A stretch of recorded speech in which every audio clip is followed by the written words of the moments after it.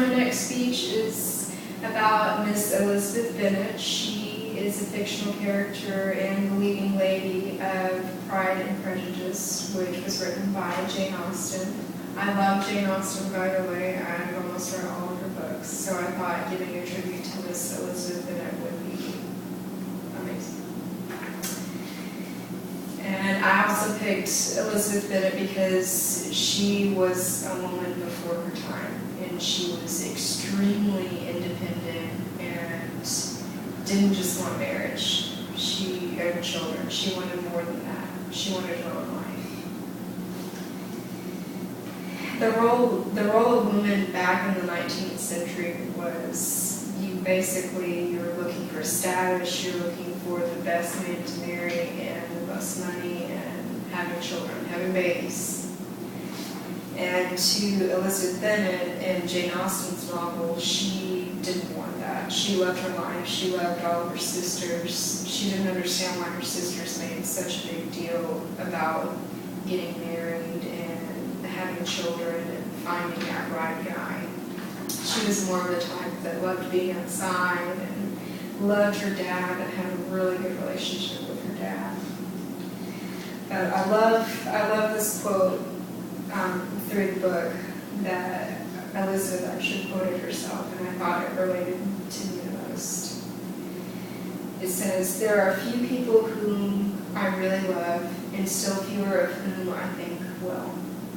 The more I see of the world, the more am I dissatisfied with it. And every day confirms my belief of the inconsistency of all human characteristics and of the little dependence that can be placed on the appearance of merit or sense." And I thought that compared to me pretty well. I mean, I honestly think less of the people that I used to be friends with than I do now. The people that I thought were my friends ended up not being my friends.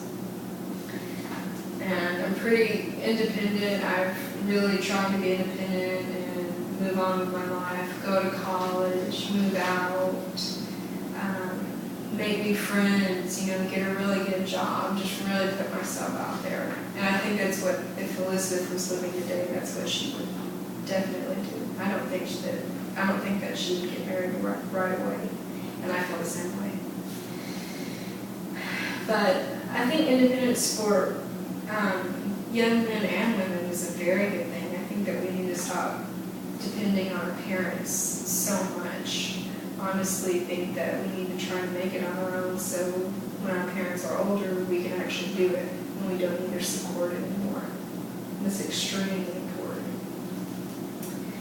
But as for women being independent, that is very important, and I strive to do that every day. Obviously, by going to college and having my own job and trying to hopefully one day, pay for everything and be comfortable in my life and make something of myself.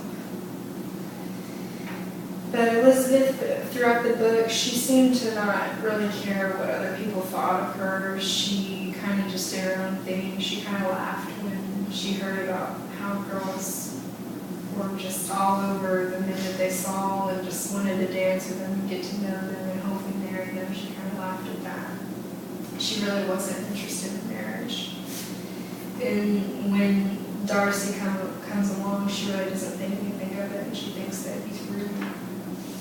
She really just is not very interested in him, and he is not really interested in her at first either. But then he kind of sees, wow, she's really independent, and I've never really met a woman like her before. So he kind of keeps in touch with her. And his love for her kind of becomes something more, and she doesn't even see it. She kind of looks past it and kind of ignores it. She really just doesn't want that, because I don't think that she really falls in love with him at first sight. But just to sum up everything of what I've talked about, it's just mainly I'm talking about independence, and in this day and age, being independent is everything. The way that the economy is going right now, everyone really does need to be independent and innovative and create new ways and means means of living, I think. And that's why I looked up with psychiatry